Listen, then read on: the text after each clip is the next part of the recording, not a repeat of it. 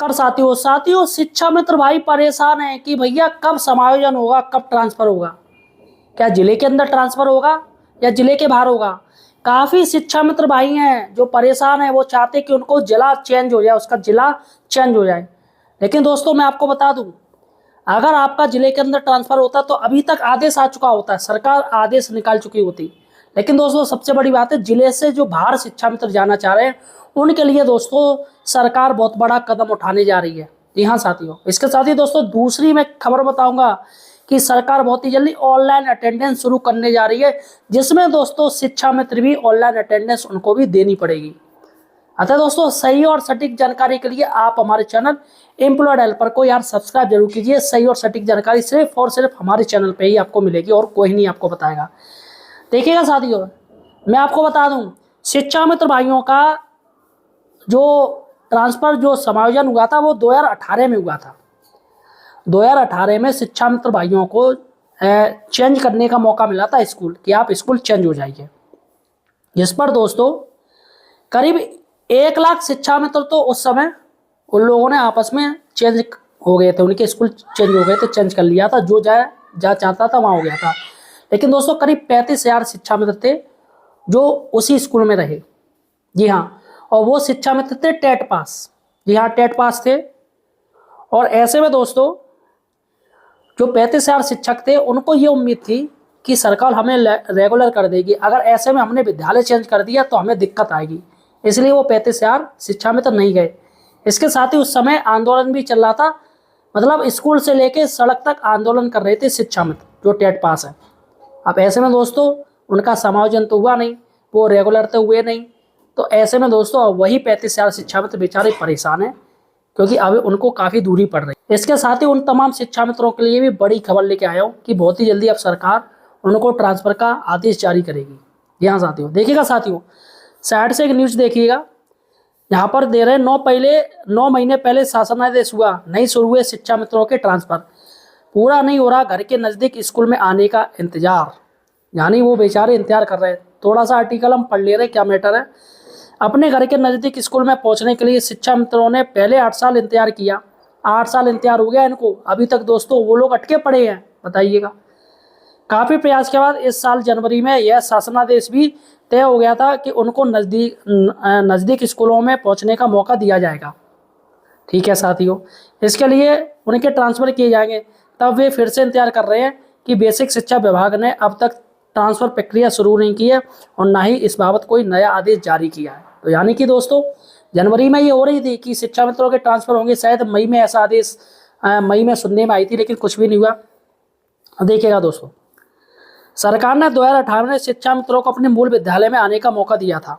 ऐसे में करीब 1 लाख शिक्षा मित्र तो उस समय वापस आ गए थे। बाकी करीब 35,000 शिक्षा मित्र शिक्षक बनने की उम्मीद में अपने मूल विद्यालय में वापस नहीं आए। उन्हें उम्मीद थी कि कोर्ट से लेकर सड़क तक लड़ाई लड़ी जा रही है, ऐसे में वे शिक्षक बन सकते हैं। नए शासनादेश ने उनको मौका दिया कि भी अपने घर के नज़दीक स्कूल में आ सकते हैं, लेकिन अब तक प्रक्रिया शुरू ही नहीं हो सकी और वो निराश में है। आखिर दोस्तों सबसे बड़ी बात है कि ये दिक्कत कहाँ आ रही है, आखिर ये शासनादेश कहाँ दिक्कत आ रही है। मैं आपको इसको दिक्कत बताने जा रहा हूँ कि आखिर सरकार ने अभी तक शासनादेश क्यों नहीं जारी किया और शिक्षा मित्रों के और ट्रांसफ़र अभी तक क्यों ट्रांसफ़र नहीं किए गए। देखिएगा, दरअसल कुछ ऐसी महिला शिक्षा मित्र भी हैं जिनकी शादी हो गई है, कुछ की शादी दूसरे जिले में और कुछ की जिले में ही काफ़ी दूर हो गई है। शासनादेश के अनुसार, यहाँ पर ध्यान दीजिएगा, शासनादेश के अनुसार उनको अपनी ससुराल के नज़दीक स्कूल में जाने का मौका भी मिलेगा। सूत्रों के अनुसार इसी को लेकर कुछ पेच फंस गया है। ठीक है, ये पैसा ही पेच फंसा है, जैसे कि शिक्षा मित्रों का मानदेय अभी तक सरकार ने घोषणा नहीं की है, क्योंकि दोस्तों उस पर भी पेच फंसा पड़ा है। तो यहाँ पर देखिएगा, सूत्रों के अनुसार इसी को लेकर कुछ पेच फंस गया। अधिकारी यह तर्क भी दे रहे हैं कि शिक्षा मित्र संविदा पर हैं, यानी वे एडहॉक हैं, संविदा कर्मी हैं। नियमित महिला शिक्षकों को तो ट्रांसफ़र में ससुराल का विकल्प चुनने का मौका दिया जा सकता है। जो रेगुलर टीचर्स है महिला, उनको तो ऑप्शन मिलता है कि आप ट्रांसफ़र ले लीजिए, आपको मतलब क्या हो गई, शादी हो गई है तो आप यहाँ पर चुन लीजिए, ठीक है। लेकिन संविदा कर्मी को ये मौका नहीं मिलता है, यानी वो ऑप्शन नहीं चुन सकते हैं संविदा कर्मी जो कि शिक्षा मित्र और अनुदेशक है। दूसरी बात यह है कि शिक्षा मित्र जब शिक्षक बने थे तो उसी जिले में दूसरे स्कूल में तैनाती दी गई थी, उसी जिले में थे। ये दूसरा नियम है, आखिर क्या दिक्कत आ रही है। और अगर शादी दूसरे जिले में हो गई है तो वहाँ कैसे भेजा जा सकता है, इसे ध्यान में रखते हुए शासनादेश में संशोधन को लेकर भी अधिकारियों में मंथन चल रहा है। इसी वजह से ट्रांसफर में देरी हो रही है। तो यहाँ पर साथियों देरी निकल के आई है कि सरकार चाह रही है जो शासनादेश है ना उसमें संशोधन करे, तभी जाके जो शिक्षा मित्र हैं जो दूसरे जिले में जाना चाहते हैं तभी वो जा पाएंगे। फिलहाल साथियों यहाँ पर एक चीज़ आप जान लीजिए कि सरकार इसमें बात कर चुकी है कि वो संशोधन करेगी, सरकार ने हाँ कह दी है। अब दोस्तों बहुत ही जल्दी इस पर कार्रवाई शुरू हो जाएगी कि सीधे सा दोस्तों संशोधन किया जाएगा। तो यहाँ पर दोस्तों शासनादेश में संशोधन करने में थोड़ा टाइम लगेगा लेकिन हो जाएगा। और दूसरी बात ये है दोस्तों कि दोस्तों सरकार की तरफ से अब शिक्षकों की ऑनलाइन अटेंडेंस लगेगी। जी हाँ दोस्तों, देखिएगा साइड में एक आर्टिकल चल रहा है, ये मुख्यमंत्री डैशबोर्ड है उत्तर प्रदेश। यहाँ पर दोस्तों एमडीएम की तो बच्चों की जो अटेंडेंस थी वो निकाल दी, उनको बाहर कर दी एमडीएम की, लेकिन दोस्तों अब इसमें जोड़ दी है शिक्षकों की, यानी कि ऑनलाइन अटेंडेंस जो होगी वो सीधे के सीधे मुख्यमंत्री, जी हाँ योगी आदित्यनाथ जी मुख्यमंत्री का जो कार्यालय है वो मॉनिटरिंग करेगा। सबसे बड़ी दिक्कत यहीं पर है, क्योंकि दोस्तों हर अधिकारी चाहता है कि उसकी रैंकिंग, जिले की रैंकिंग अच्छी जाए। तो यहाँ पर दोस्तों सिर्फ बेसिक शिक्षा अधिकारी नहीं बल्कि डीएम स्तर से दोस्तों ये चीज़ होती है कि डीएम स्तर से कार्रवाई होती है कि उनका जिला है वो टॉप पे रहे, हर चीज़ वहाँ देखी जाती है।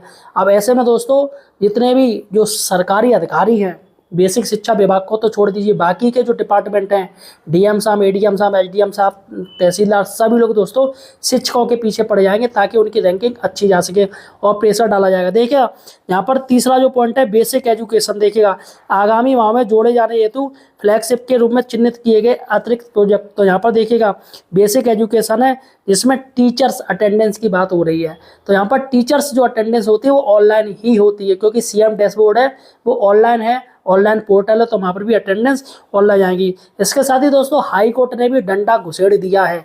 यहाँ दोस्तों हाई कोर्ट ने कह दिया है कि शिक्षकों को ऑनलाइन अटेंडेंस देनी पड़ेगी, और ये सब हुआ एक महिला की वजह से। जी हाँ दोस्तों, यहाँ पर मैं आपको मामला बता दूँ, मामला क्या है देखिएगा। 30 अगस्त को बांदा के डीएम ने दोपहर में उच्च प्राथमिक विद्यालय पायलानी कंपोजिट क्षेत्र तिंदवारी का निरीक्षण किया।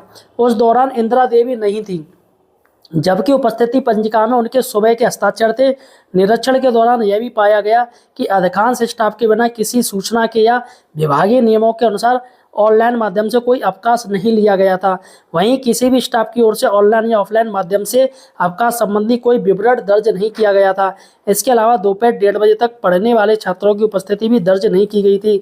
इसे अत्यंत लापरवाहीपूर्ण मानते हुए प्रधानाध्यापकों को प्रथम दृष्टता दोषी मानते हुए निलंबित कर दिया था।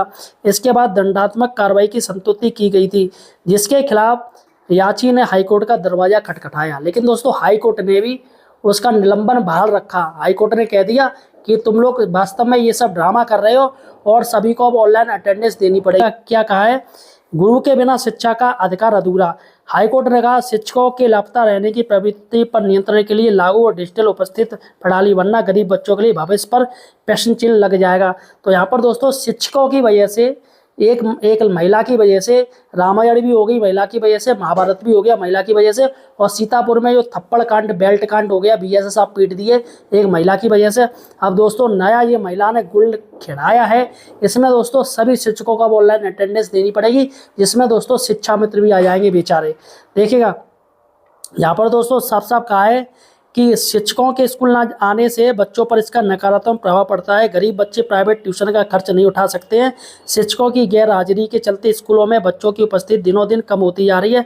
बच्चे ही देश के भविष्य। हाईकोर्ट इस पर याचिका पर 30 अक्टूबर को पुनः सुनवाई करेगा। तो दोस्तों यहाँ पर जो सरकार, जो हाईकोर्ट ने जो आदेश दिया है वो दिया है राज्य सरकार के मुख्य सचिव, अपर मुख्य सचिव बेसिक शिक्षा और महानिदेशक स्कूल शिक्षा, निदेशक बेसिक शिक्षा और जिला बेसिक शिक्षा अधिकारियों को निर्देश दिया है कि शिक्षकों की समय पर उपस्थित सुनिश्चित करने के लिए ठोस नियम बनाएं और डिजिटल उपस्थिति प्रणाली को प्रभावी रूप से लागू करें। तो यहाँ पर दोस्तों 30 तारीख उन्होंने दे दी है, फिर से सुनवाई होगी, जिसमें दोस्तों सभी अधिकारियों से पूछा जाएगा क्या ऑनलाइन अटेंडेंस शुरू हो गई। तो यहाँ पर साथियों देखिएगा सभी बीएसए को आदेश दे दिया है।